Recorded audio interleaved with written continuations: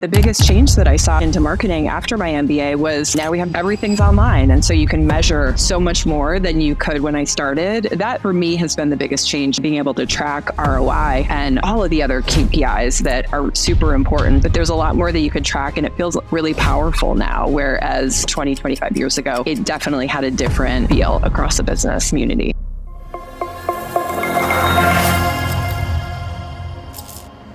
In this episode, I'm talking to Bethany Hale, CMO of Newfront, a modern business insurance company based in San Francisco with over 750 employees. Some of their clients include Y Combinator, Golden State Warriors, and the Philadelphia 49ers. We're going to talk about number one, how to make events more experiential. Number two, the different marketing channels they use to target their ICPs, CFOs, and CHROs. And number three, how to win with paid social in the world of B2B. We'll also try to figure out things like how much money they raise as a company, at what valuation, and if we're lucky, how much Bethany makes as the CMO. And every time Bethany can't answer a question, both have to take a shot of hot sauce. Wish me luck, Martians. Hope you enjoy this one. Hello, Martians. Welcome back to another episode of Marketing on Mars. Today, we got a special guest coming all the way from New York. She's Bethany Hale. She's currently the CMO of a company called Newfront. Newfront, essentially, they are transforming the entire insurance brokerage industry by using technology to make the industry more consumer-centric. Some of their clients include the Golden State Warriors, the 49ers. They're both sports teams, and also Y Combinator, which some of our listeners might already know.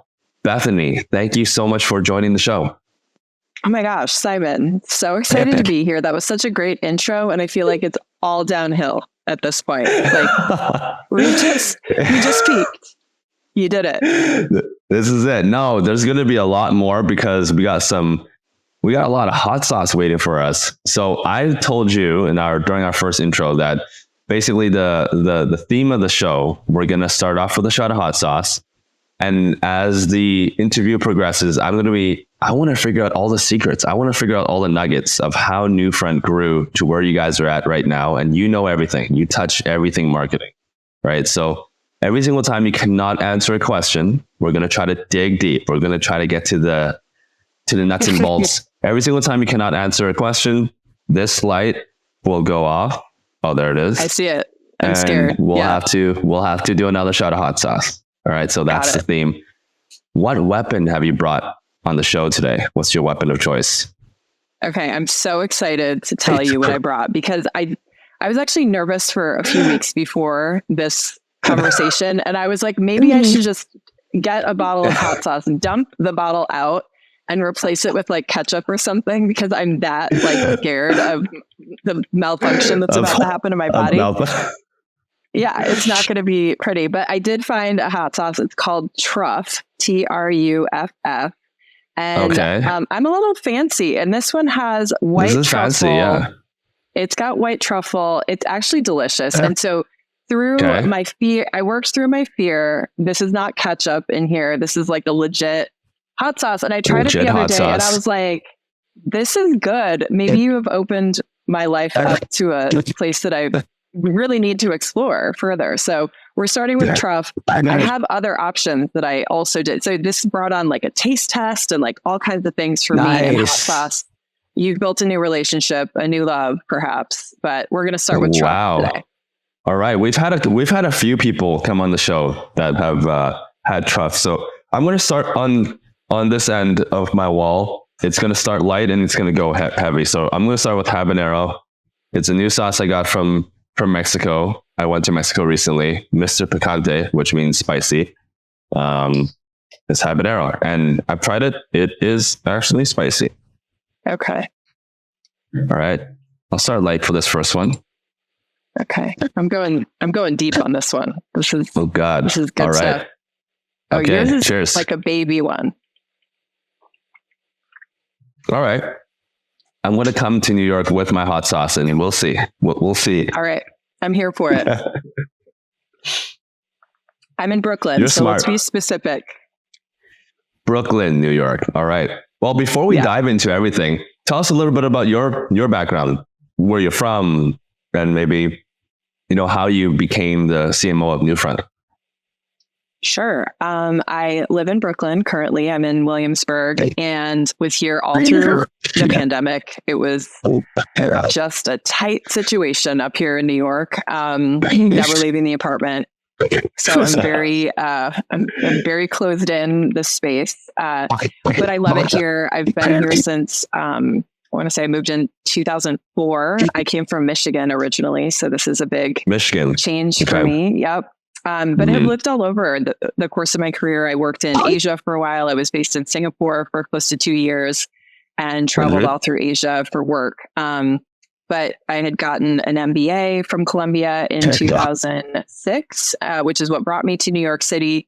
And then from there, I was working in a variety of marketing roles, including Samsung, American Express, then went to IBM for close to 8 years. And then after that, I started on the real CMO track. I started at a company called Cedar, which is in the health tech space, and had sort of built my marketing chops in my first role, marketing leadership role at that company, and was there for over 4 years and really grew the brand, the team up to, I think we had 25 marketers at the time I left. And then I joined Newfront from there, which is a company, as you've said, in the insurance space, really kind of changing the game in a similar way. I think companies that come into very unsexy industries and try to make change through technology is something that's really interesting to me as a marketer. And I like to try to do something a little sexy in a very unsexy industry. And I think we can all agree insurance is not that sexy, but I think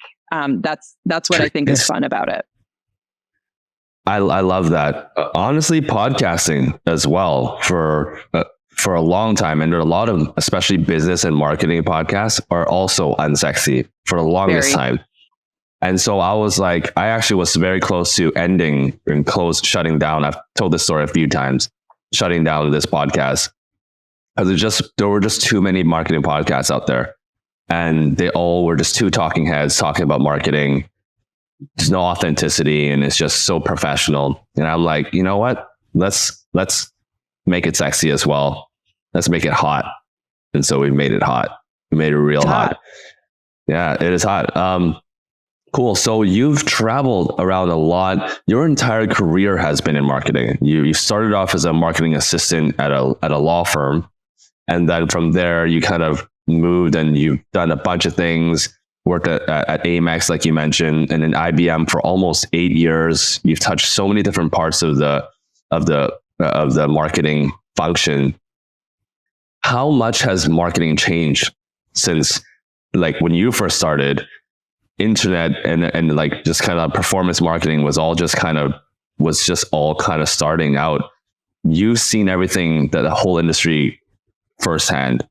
How would you say marketing has changed from early days when you first started to now? It must be completely different now.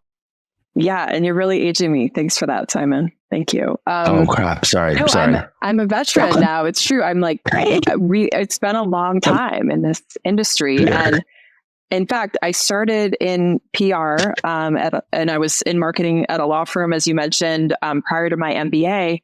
And the reason I went back to school to get my business degree was basically because I thought marketing was too soft and not important enough to the business, to a business, to be meaningful. And I think the biggest change that I saw, and one of the things that brought me back into marketing after my MBA, was the fact that now we have everything's online. And so you can measure so much more than you could when I started in the early aughts in this industry. And so, that for me has been the biggest change of going from everything is just like finger in the wind, not sure, with the impact that marketing can have on a business, to now really being able to track ROI and like all of the other KPIs that are super important, to just understanding everything from engagement on an individual level to really influence on revenue and driving, actually closing deals in the case of a B2B business. But there's a lot more that you could track, and it feels really powerful now. Whereas I would say, 20, 25 years ago,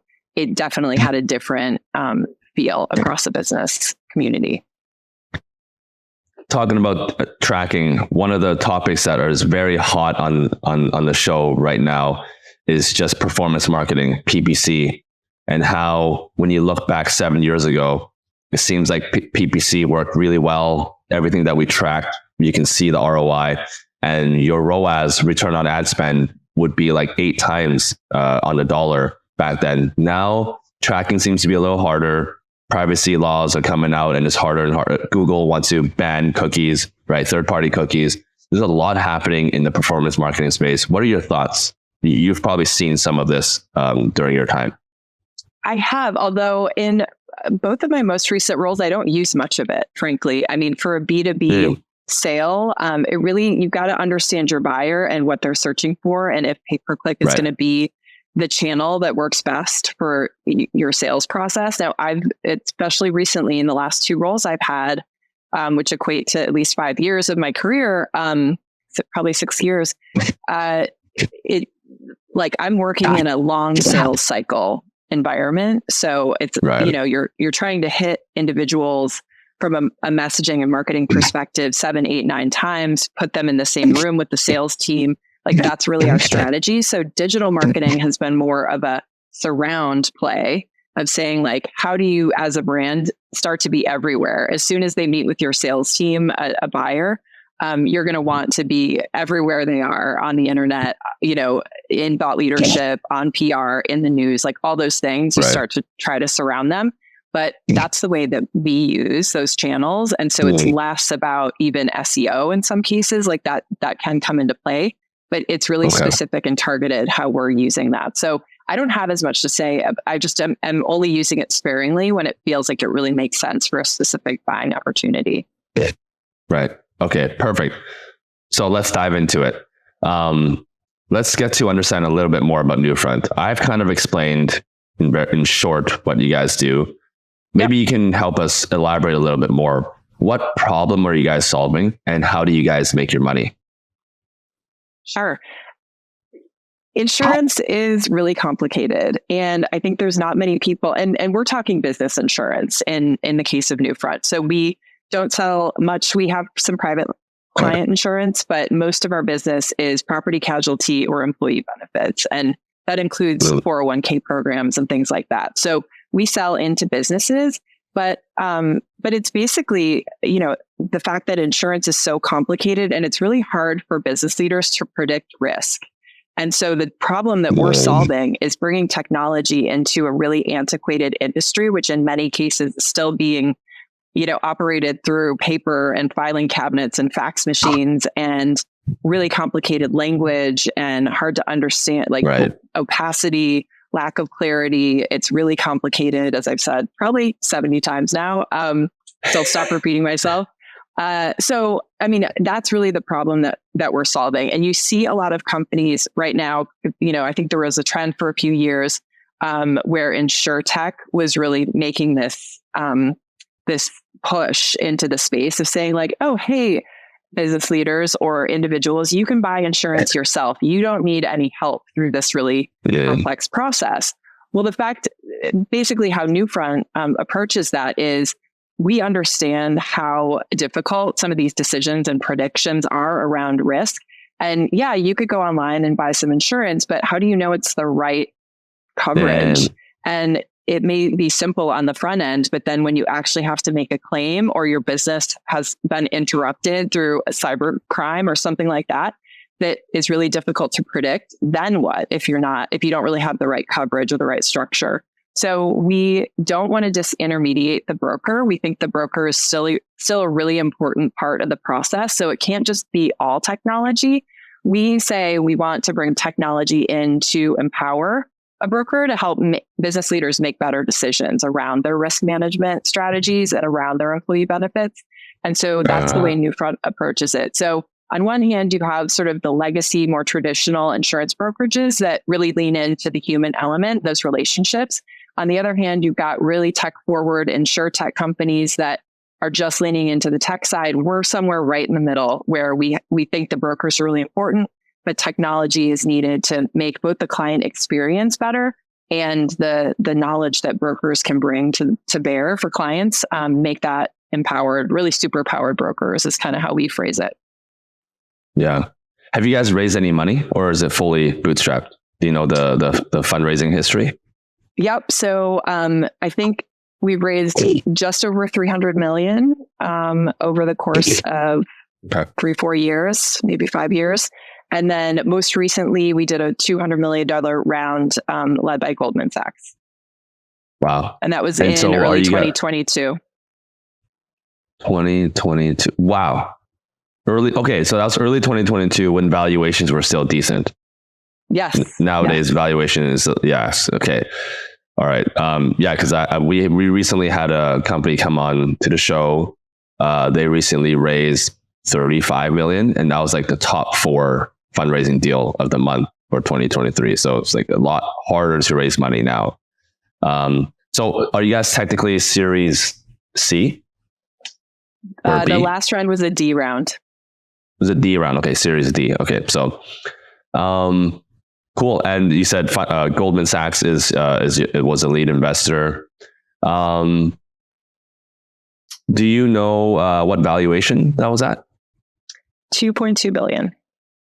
2.2 billion. That's amazing. Okay. Just a couple so obviously it's a couple billion. It's just a couple. It's just a 2. It's just a 2 in front of it. No, that's incredible. All right. So this helps us put into context how big the company is. We're not talking about the small companies that you're dealing with. You're talking about big enterprise, like we mentioned, Golden State Warriors, Y Combinator. These are big companies that are using your services. So let's dive in a little bit into your marketing. We already know that PPC is not your biggest channel. What channels are you guys using right now? Where are you guys spending your marketing dollars to make sure you get new clients? So we're in an interesting time. So I'm going to give you a little context, and then I'll get into the meat of the answer. But basically, when I came in about a year ago, we decided to do a rebrand and build a new website. So that launches in mid-July. I'm not sure when this episode will air, but we'll see if it's after mid-July, we'll have a new website up and running by then. I think it'll be around late July. Is when this will air. So perfect. So everyone will see the new brand and the new website. So we've been spending a lot on brands and really laying some foundational elements in our digital marketing, program through the website. So that's been a big effort over the course of the last 6-9 months.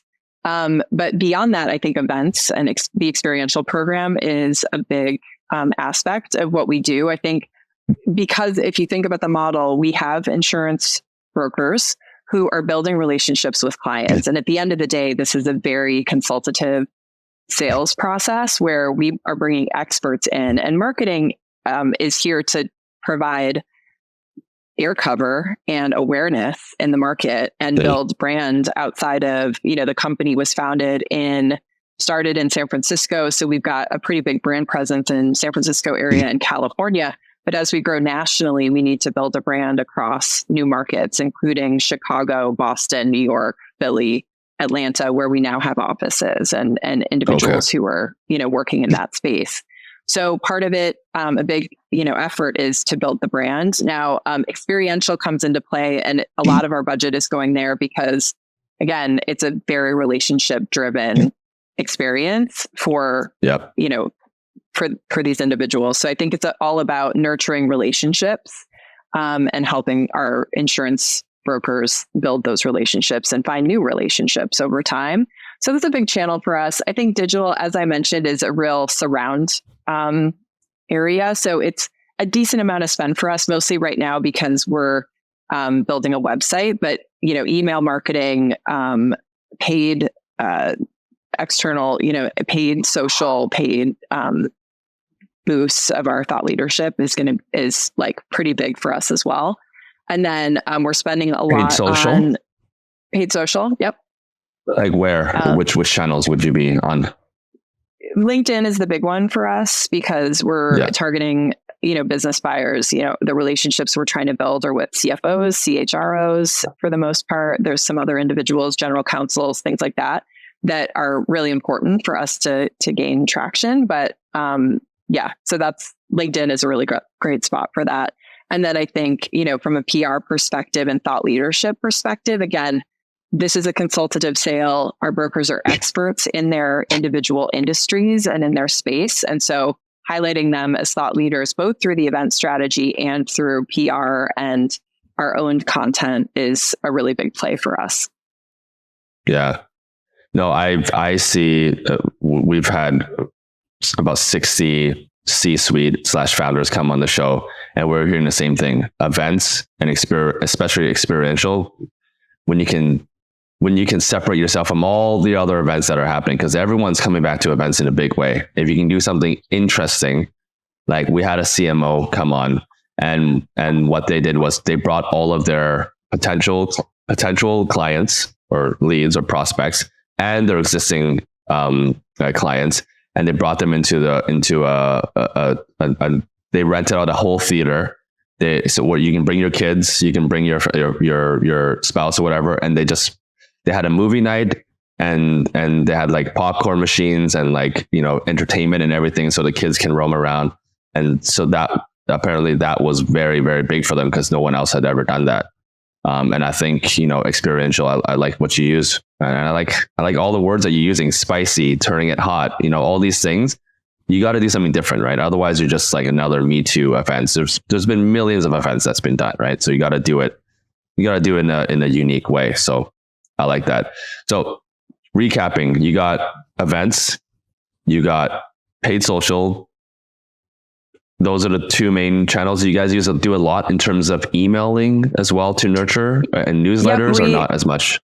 We do. We're building out the newsletters right now, but we do a lot of email marketing as well. And we've got an SDR team that is focused on outreach. And so I think, email campaigns are annoying, frankly. I think they really can be, and it's a slippery slope. So I'm pretty adamant about making sure that email is value add. It's not something that's intrusive. It's something that actually people want to click on because it's interesting information or something that's going to add value to their day.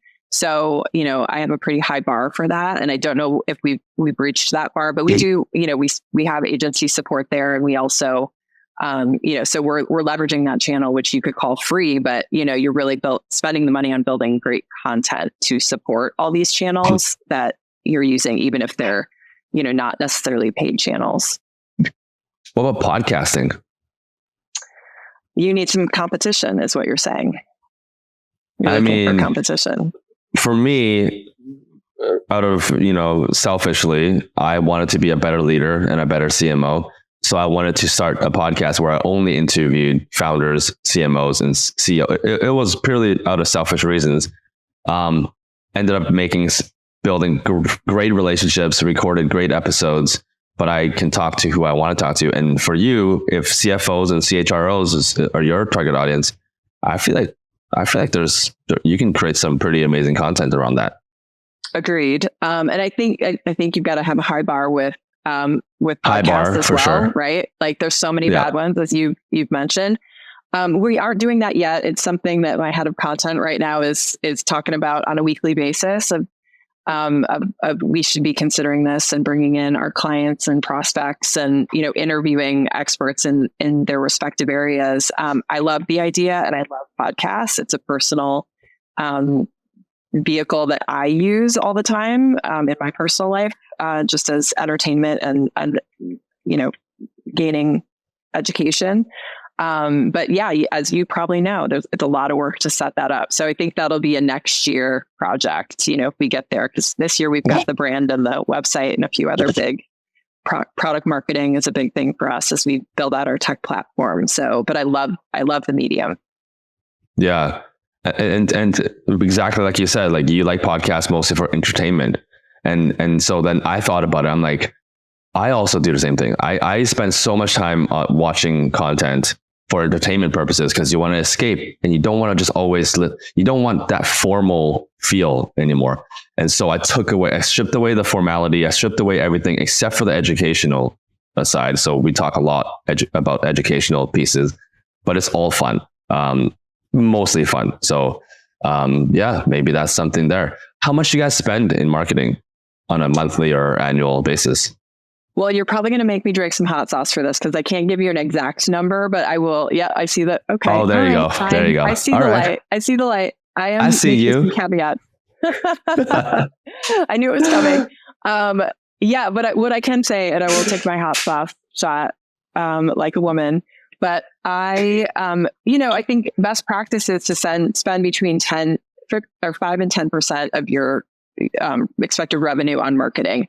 We are probably in that range, and we are probably on the low end of that range, if I'm being honest. Although, again, a lot of it's because we've got some major projects underway right now that are even, you could spend a lot of money, but you got to also make the content to do that. And we're pretty busy with the brand and the website right now. So we'll see what we get to in the second half. But I made pretty big budget estimates, and then we've had to say, like, as a team, can we even spend this money? It's almost like Brewster's Millions. We're like, can we spend this much? I don't know.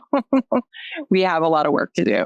So I've done a little bit of research. Might as well add it to this before we take the hot sauce, because I know I'm worried this next question is also going to be a hot sauce shot. Okay. I've done some research. Looks like I've heard that you guys do around $600 to $700 million in revenue. Blink once. That is not accurate, but I can't tell you what it is. So you're right. This is yeah, that's not accurate, but I can't disclose. Lower, higher? It's a little lower, but I can't say how much. A little. All right. Okay. Cheers. Okay. Cheers. Wow, I really got a big spoonful that time. Oh, yeah. Oh, God. This one is a lot spicier than the last one. Oh, you did a new one. Yeah. So I'm like, I'll leave this open. So I started off here, and then I went here. This is all Carolina Reaper. So okay. I want to stay away from Carolina Reaper for as long as I can.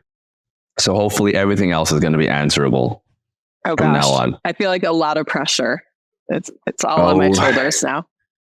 Oh, it is. All right. So 10 to 15% of marketing budget is a good number. You guys are doing less than 600 million.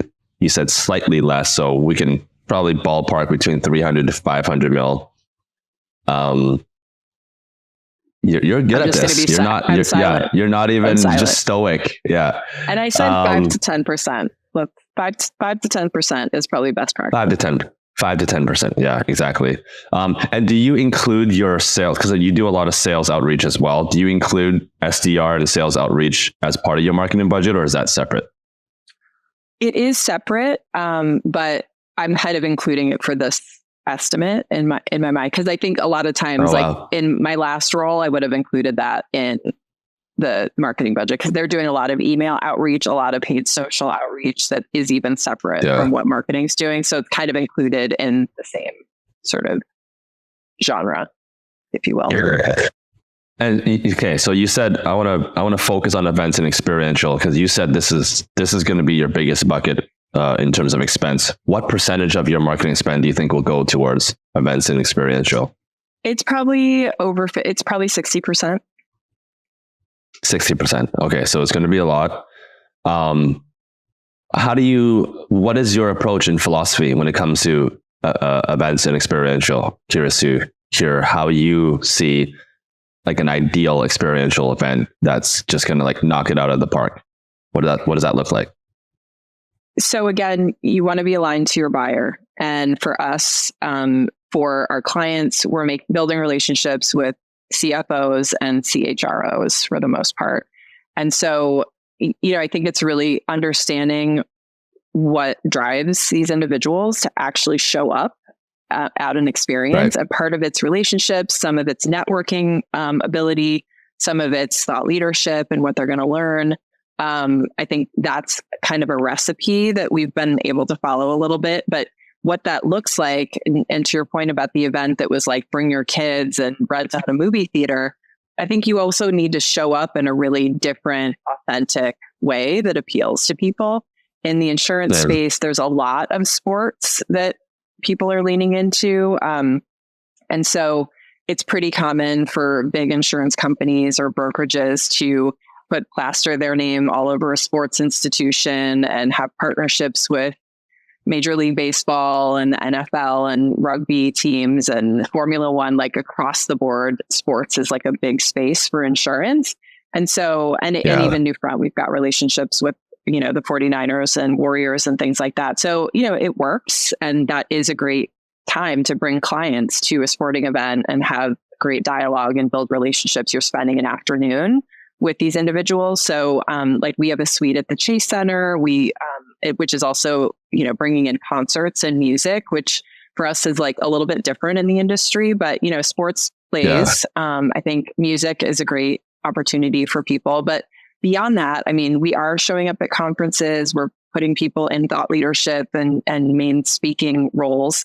But then we also have branded events that we're putting on as well. And we show up at big conferences, but we don't have the same kind of budget as some of these really big brokerages have and other insurance companies. And so, we have to show up in a really unique and special way that also fits within our, more startup-y budget, right? And so surround events where we're pulling in, industry thought leaders to bring in other people and really tout that networking piece is important. I think doing white glove VIP weekends away and, stuff like that, where it puts a lot of people in one place and they can bring their spouse or bring their kids or whatever it is, that really works well for us. And then we have a lot of partnerships, like we're, working with other companies that are, in the same space we are. So you can kind of bring a value add, both from the Newfront side, but also other companies that are saying like, we have value to bring a CHRO, whether it's, a benefits organization that does like wellness for employees, for instance. Like those are typical partnerships that we might engage in to do an event series that's like paired with someone else, so we can bring thought leaders and stuff together, have panels, things like that. So there's a lot of, and then we're also partnering with industry organizations who are really already embedded within the CFO community, for instance. And so there's some great organizations that we can just like kind of, come together with in different ways to make sure that we're, mutually benefiting and providing real value to these individuals. And so I think the value piece is really important to our experiential program, and the ability to show up uniquely in a slightly different way that's really memorable is, what we really lean into.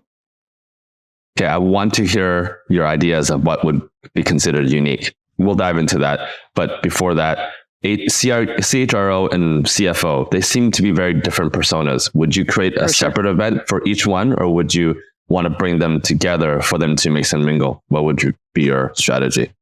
We haven't really brought them together very often, and maybe if at all. Definitely not during my tenure over the last year. There could be some cool opportunities to do things like that. There's definitely intersections between the things that like chief people officers or HR officers and CFOs care about. But by and large, we keep them separate, and we really focus on, the things that those individuals want to hear, and they want to network with their peers, typically in the same roles. And so those events tend to be the ones that everybody leans into, because when you're thinking about thought leadership or thinking about the activities that people want to do, it's like, it's really hard to mix across the C-suite. Exactly. Yeah. I, as a result of the podcast, I started some local founders, happy hours, just bring a handful of founders together and just have beers or whatnot. Right. And so that grew. We started the first one in November, and we started with just 6 founders in a room, and now we've grown to 35 founders. But I had to be very intentional, right? Because founders that have 5 to 20 employees, they have different challenges from founders that have 600 employees.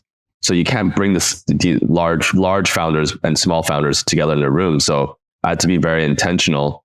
And so for smaller founders, founders that have smaller teams with just maybe solo entrepreneurs, or maybe they have one contractor, they were interested in the event. And I had to, tell them that, I had to say no to so many of these founders that I eventually started a different community just for solo entrepreneurs. and solo founders. And so that I grew that to about 70 members, keeping it separate. And then people started reaching out to me on LinkedIn that are in the HR scene as well. So we ran another HR. That's why I'm very interested in how you would break out between CFOs and CHROs. So we did another event just for HR recruiters, and then we grew that to about 110 people in a room. But to your point, keeping them separate because people don't they want to mix and mingle within their area. So that makes a lot of sense. And then in terms of unique fun experiences, you mentioned this a handful of times. What would be something that you would consider unique? Let's say you were invited to an event. Let's say it was a CMO event. What would be unique for you? How would you, let's brainstorm some ideas. Yeah, one comes to mind. It did not stem from marketing. One of our producers came with this idea of, and it was a local event. So a lot of our producers have a small marketing budget to do their own dinners or, an event series that is relatable to their communities. And so one of our producers came up with he called it Guns and Rosé. And it was literally, guns and rosés. And he took people to a shooting range first. And so there was a shooting range component. And then everybody had their rosé. At the same time? No, you're drinking one and two. Okay. Okay. That's my understanding. I could be wrong. That would be a different kind of event. Yeah. I just thought that was a cute idea. I mean, I think to really answer your question, I mean, the way that you would do this, and that I've done it at Cedar, and now keep in mind, I've been at Newfront for about a year or so, and we've had our hands full. We're building an experiential strategy. We had to rewrite our messaging house. We have new brand pillars, and all of that needs to lead into your event strategy, right? So your experiential, the way you show up has to be related back to your brand pillars, which for us include having empowered experts, making sure we have impactful innovation, and the fact that we're galvanized for growth, which means we help our clients grow, and we're growing our company and through diversity and other things in our culture. And so we've sort of defined those three pillars. And so every time we show up, we want to have, we're a tech forward company. So you can't show up and not have tech play a big role in your experiential program. You can't show up. But, at the same time, because we're at this intersection of expertise and technology, you also want to play into that human element. Who are these people who you're standing around with and trying to get to know? So, I mean, I think that's what we think about anytime we plan an event. And the new brand that we're creating from a visual identity perspective, it's clean, it's simple. It's also really, it's elevated, but it's also approachable. And so, that's what we think about when we're setting up. It's not flashy. It's not over the top. There is some fun. We're clever. We've got some tongue-in-cheek humor in some of our marketing that we're putting out. And so, I mean, I think all of those aspects need to come through when we're planning any event. And we have these special little elements that we're thinking through anytime we're developing even the virtual content. But, that's what needs to come through. And unfortunately, I haven't been there long enough to have a ton of examples in that regard, but I think that's the way I approach it. Yeah. At my last HR event, because, HR people typically a little more proper, more formal, right? And so we had to have the panel, like you said, the panels, they want to learn. But my style is, obviously more casual and fun and, spicy. And so I brought in a K-pop dance crew to perform and at my founder happy hours, I brought hot sauce. So we had a hot sauce competition, which was hilarious. We played games with hot sauce. And so even though, founders are typically very busy and very professional, people still want to have fun. People want to show themselves. And for all of my events, I think about it that way. I heard about an event recently where they got, 25, 30 high performing founders in a 2-day retreat in a cabin somewhere. And they brought an NBA shooting coach to coach them for the whole morning. So you got founders of, $100 million companies. And then in the morning they wake up and they got trained by a NBA coach. I think the guy coached, who's that really good player that played for Phoenix Suns? Totally forgot. I'm horrible with names, but he was like a coach of a MVP player. But maybe if I remember, I'll say it. But yeah, like doing something unique and doing something different, right? I think that's key. Agreed. Yeah. All right, let's dive into a little bit of your numbers. You guys spend some money. I assume, as a CMO, you know your numbers really well. What would be like, in the insurance space, I don't know what would be like a good LTV of a customer. I assume insurance is pretty expensive, but it's like, what's like an LTV of your customer? Do you know that figure? I was thinking about this the other day because I'm trying to figure out what the right metrics are to track for our customers that really makes a difference to us. And I think what's difficult about this space, and if you remember, we have property casualty insurance, which is really reliant on the industry. So certain industries are going to have more exposure to like natural environmental events, for instance, and other industries are going to have more exposure to maybe cybercrime and others. So it really depends on the industry and the type of business as to like what kind of policy they're going to buy. On the employee benefit side, which is the other big part of our business, it depends on company size. And so you're assuming that, right. We can partner with clients that are a little bit smaller and then, grow with them through IPO and grow with them beyond that until they're mature and larger enterprises. But it's really hard to put a number on that lifetime value. I think we can think about it like share of wallet almost. It's like, do we, if we're partnered with a client around their employee benefits, services, what about 401k? What about property casualty? Like we've got a lot of services that we can be offering. So we kind of can think about it that, but every business is very different as far as like what their needs are. And so it's hard to put a real number on LTV necessarily. So I think we do think about client churn and wanting that to be as we want the percentage of, client retention to be as high as possible. And right now we're sitting at 99% client retention, which is like unbelievable. Really? Yeah. So, I mean, it's a sticky business and in the fact that it's really relationship driven and there's technology component that, people don't want to change out necessarily. But we're looking really good in that regard. I find, and I'm curious to hear your thoughts, I find most businesses, when it gets to the financial and accounting side, once you lock in a provider, it becomes very sticky. You're not going to change your accounting software or accounts payable software much. Insurance kind of falls in there, employee benefits and all that. What are your thoughts on that? I think so. I mean, I think you do see changes happen all the time. This business is a little more relationship driven than others. So if an insurance broker leaves a company and comes to Newfront, many of their customers can come with them, or they can choose to stay at the current company. So it's a little bit more of a relationship driven business in that regard, but it can be sticky in the sense that, people want to continue to work with the people they know well and that they trust. So, we're trying to add technology to the mix to make sure it's a little stickier than that. What if you did like a competition, the hottest broker in New York, and you did like a hot sauce competition to see who can eat the hottest? Should we collab on that? I love it. Should we? I smell a collab happening soon. Okay. I smell something else back here, but it is, hot sauce it's hot. Like, the show Hot Ones where they eat spicy chicken wings? Yes, I do. Obviously you do. 11 years running and they still do 6 million, 11 million views.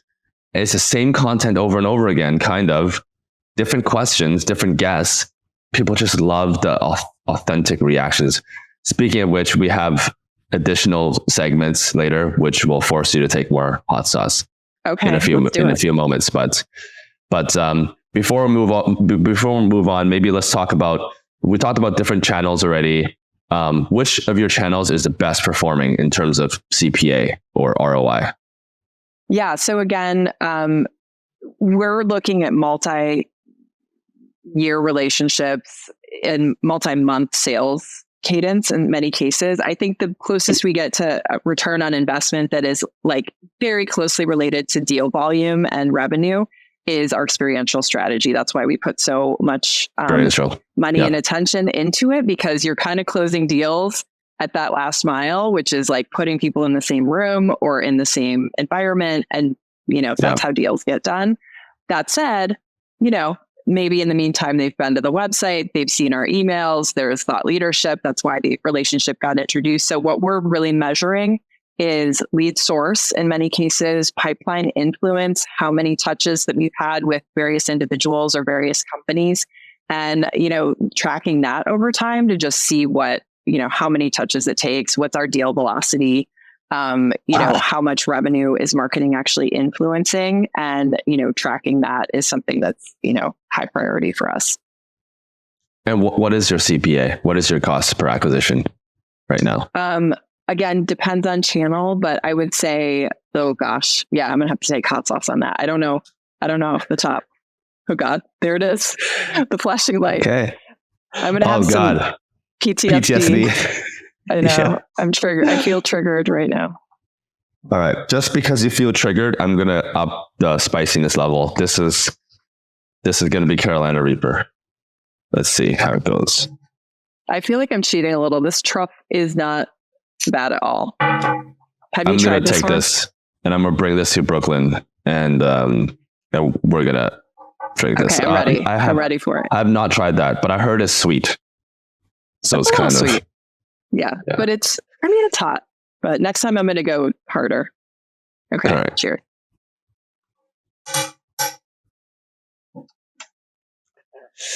Ugh. Oh God. Oh my God, that is. Do you need a minute? Yeah. I was going to ask a question, but now I'm worried.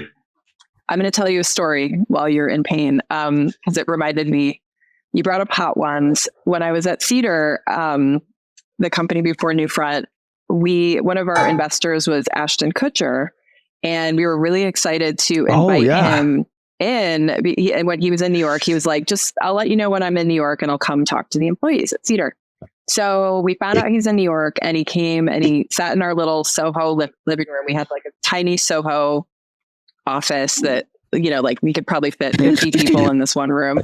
And so Ashton came in to speak, and he was like, I'm sorry, everyone. Like, I just came from an episode of Hot Ones and my stomach hurts so bad right now. And he's like, I might have to have somebody bring me a bucket, because he had eaten so many hot wings and he was like so uncomfortable from that. And he's like, does anyone have Tums? I remember it was that. like the whole thing. Yeah. So, and his episode was really good. I watched it after the fact, but the whole time I was like sweating, because I'm like, is he going to throw up in front of everyone here? And it was, anyway, so that's why I was scared for this.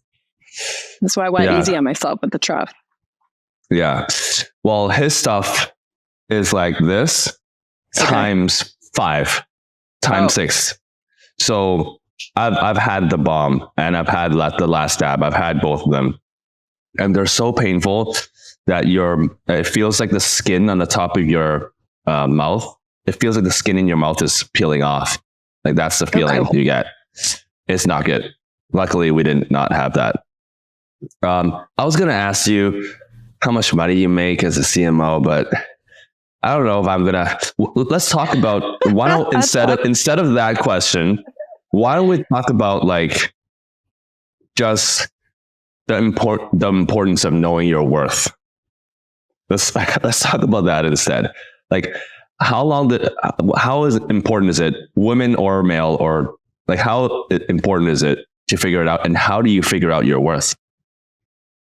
I think it's tough. But super important. And I actually love that you were going to go there with this question.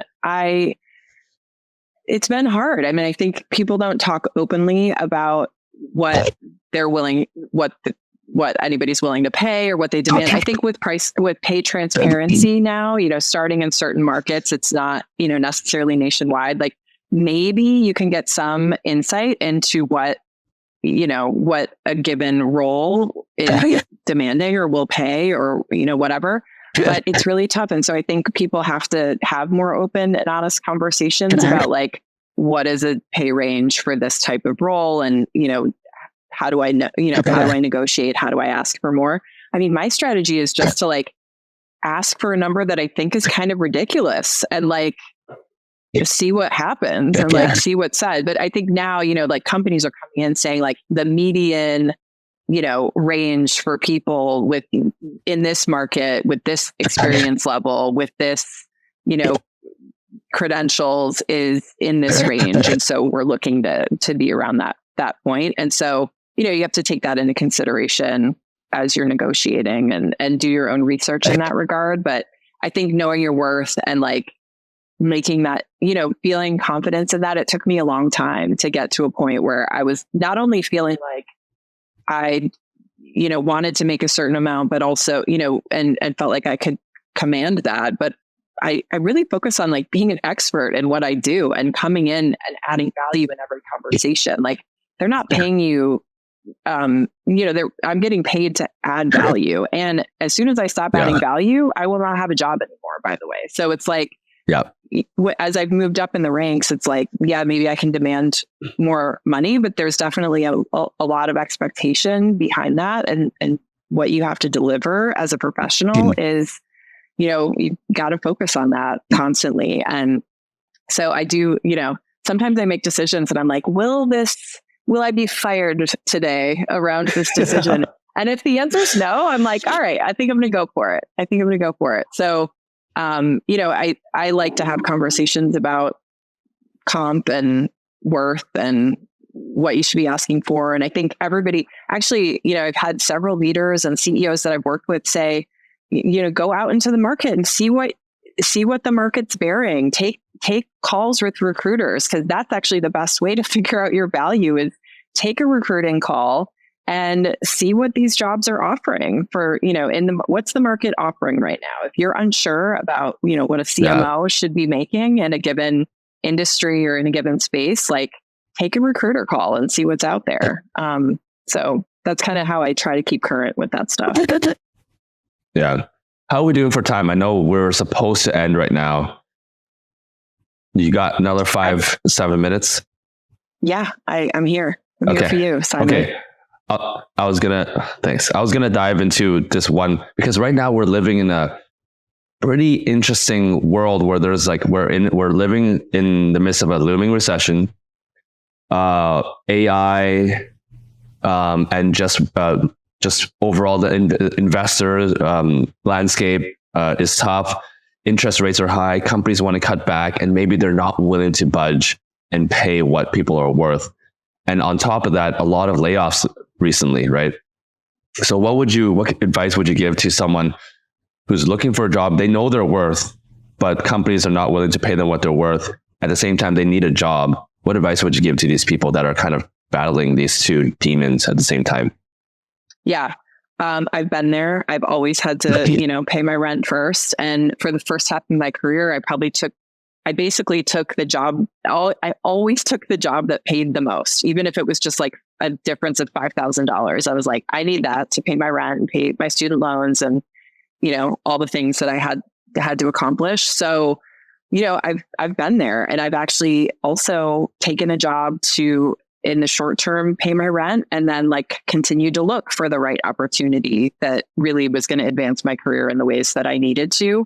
I think it's really easy and privileged to say like, oh, just wait, have your professional integrity and wait for that right opportunity that's going to grow your career. But frankly, like we all have obligations that we have to meet as individuals and pay the rent and all those things. So I think the advice is to get a feel for what you are worth. And also, set your target on what's the most important thing for you. Are you in a position that you can take a role that's going to pay you less? I've also taken roles where I took a pay cut. When I went from IBM to Cedar, which was a startup, a Series B funded startup at the time, I took a pay cut and the benefits weren't as good as what I had at IBM. But I will say, like, within 2 years, I had exceeded what I had been making before. And I was so much more fulfilled in my career than I had been prior to that. It was like game changing. I would never make a different decision. But I remember at the time being like, can I can I survive on, a lower base salary? And like, this feels risky compared to coming from an IBM. I'm working at a startup now that may not have a lot of financial runway. Like, this is a tough call.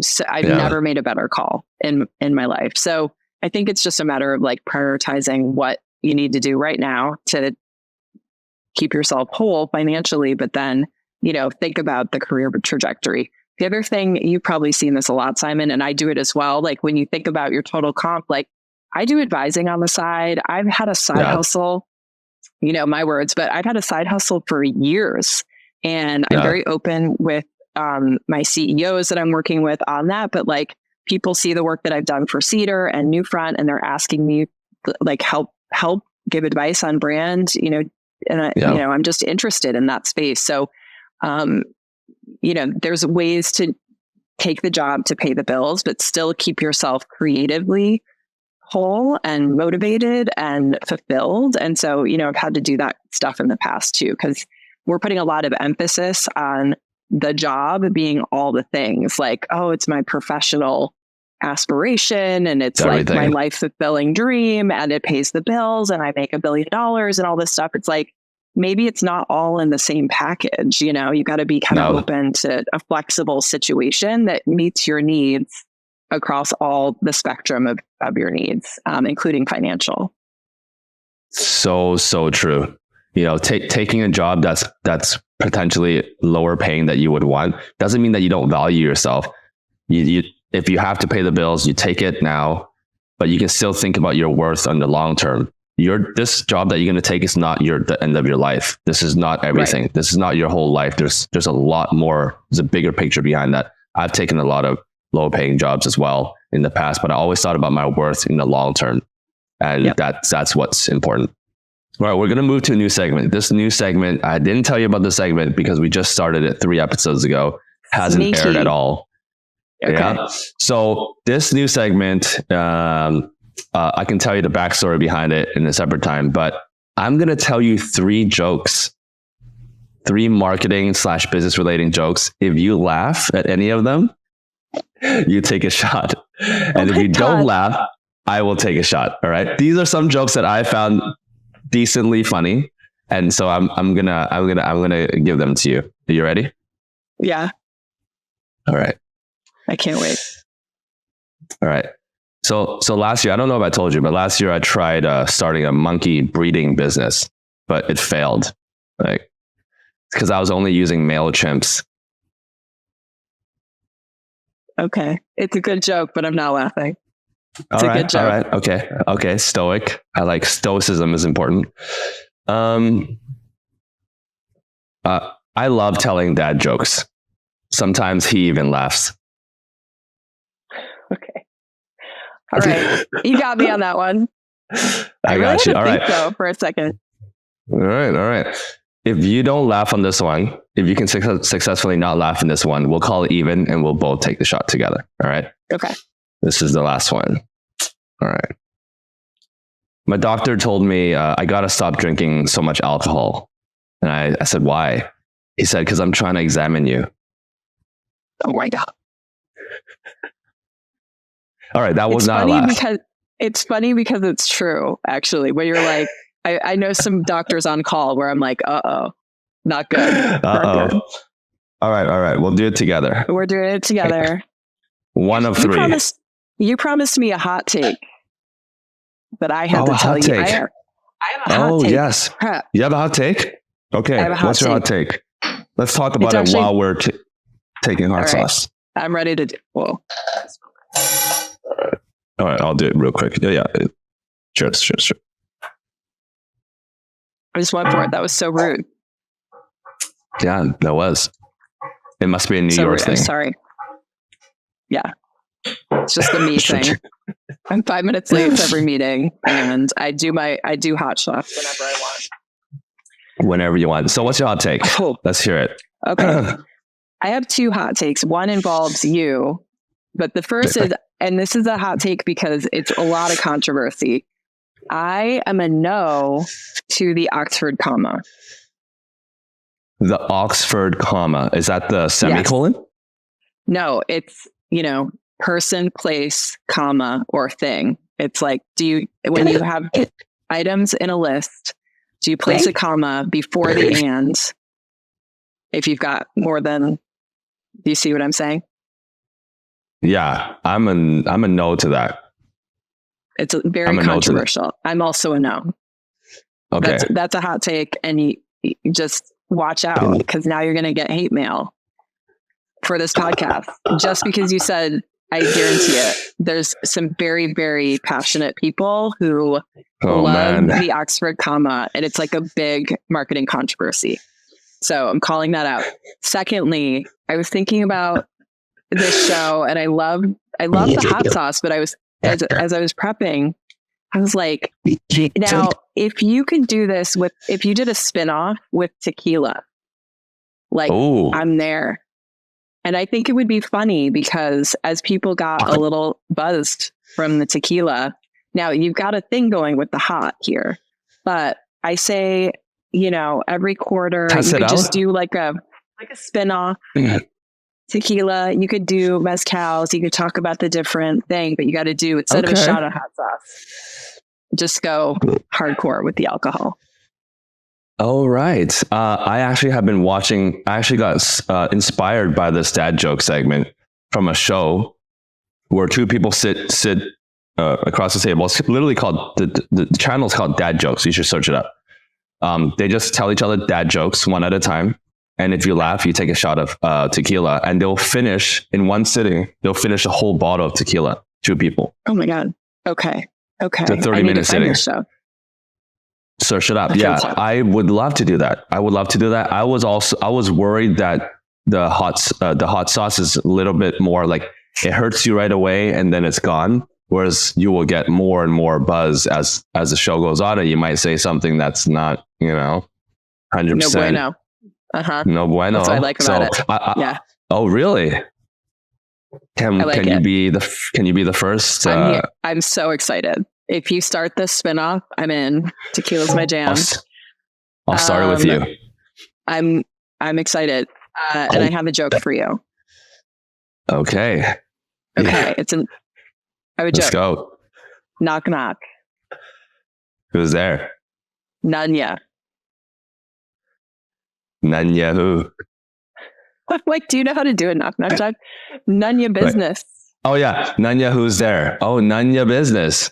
None your business. I thought that was perfect for you in this podcast, because you're like all up in my business right now. All up in your business. All right. Okay. I like that one. I have several more. I'll give them to you next time. Okay.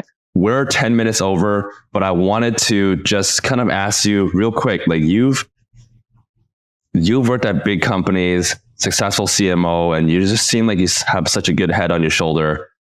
Did you have like a mentor growing up that kind of guided you along your career, or your parents were very business savvy, or how did you grow from like, almost like an intern at a law firm to now like big CMO? Like what was your pathway? There's always successful people around you that helps you along the way. Yeah, I love this question. My early career was filled with mentorship, mostly because a lot of the work that I was doing was project-based, because as much as I was in marketing, I had a big consulting component, especially at IBM for 8 years. And so I saw how other consultants were running projects and running teams. And I definitely had a few people that really, it's consulting, again, it's a consultative model where you're trying to train the people who are on your teams with you.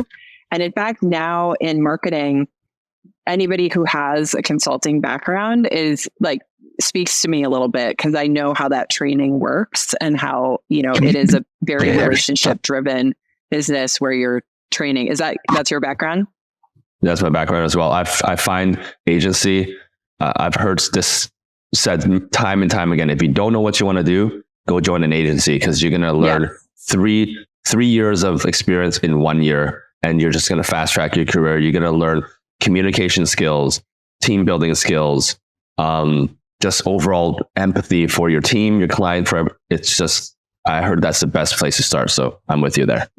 Yeah. So I can't point to one individual. It's been like throughout my career, there's leadership throughout. And I've also been fortunate to work with, I think a CMO's relationship with the CEO of a company is critically important.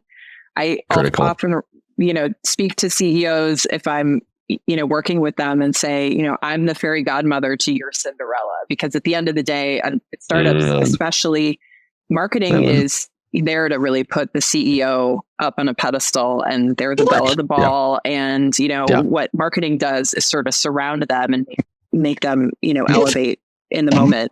And so, I think that relationship's really important. And if you have advocates in the CEO spot, you're in just a really great place as a marketer, because that relationship's so critical. And so I think there's a lot of give and take there, and you've got to, but it is like the work marriage in some sense, because there's, so I've been fortunate to have really great relationships with really great CEOs who are always encouraging me and pushing my career forward and asking me to do bigger and better things, which I think like really pushes my work forward and pushes the team forward. So I think like as I've made career decisions, the person who I'm reporting into is the biggest factor in what I consider. And then on the flip side, any people in your career journey that you absolutely did not like, and maybe drove you to become, like, still taught you a lot of lessons, but were there a lot of people in your career that you were like, and you remember them vividly because they're like, I don't want to be this person? Yeah. There were definitely people that made my life harder. Yes, not in a good way, and not in a supportive, you're pushing me to be better kind of way. It was like, you're just a jerk, or you're just, like overlooking or creating a toxic environment, which is hard. I think anyone who has skills, it's like you also, it's like a plant, right? Like if you're a plant in toxic soil, you're not going to be able to thrive and grow. And so the same plant you put it in, the plant that's in the jungle is not going to work in the desert, right? And so it's all about the environment that you're part of. And if the leadership team in a company or your individual boss or something like that is like sort of cultivating a toxic environment, you're probably not going to succeed. And it's not your fault as an individual, it's environmental. And I think it's sometimes hard to tell the difference of like, man, do I suck?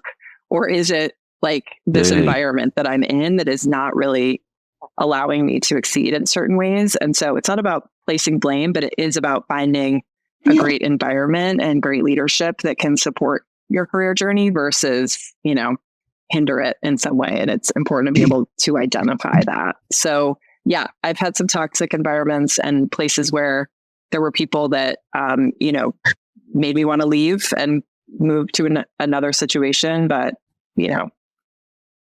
I think that goes with the territory. Amazing. Okay. Well, we're going to end it off here. You've been generous with your time. Amazing. We're definitely going to have to do round 2 with tequila. I love it. Can't wait. Let's do that. But for people listening, they've made it all the way this far. They want to learn more they want to follow you and your journey. What's the best way for them to follow along? Do you have a website, a blog, Twitter, LinkedIn? What's the best way? I think I'm most active on LinkedIn right now. And so Bethany Hale, MBA at LinkedIn. And that's probably the best way, but I'll send you other handles and things so you can add it to the show notes. All right. I'm excited for tequila. I like mezcal. Mezcal and gin are my 2 favorites. So okay, we'll share recommendations. All right. Let's do that. Thanks, okay. Well, thank you. Talk soon. Bye. Well, guys, that's it for another spicy episode of Marketing on Mars. I'm really not sure who got burned more, my taste buds or the guest taste buds. My mouth is on fire. Real talk though, if you're not already subscribed, what are you waiting for? Each episode I make is basically an unedited, raw dinner with some of the leading marketing voices. They tell us the truth or they take a shot of hot sauce. We're on almost every single platform: Spotify, Apple Podcasts, YouTube, TikTok, Instagram, and more. There's really no excuse. Until next time, Martians, keep it hot and keep it real.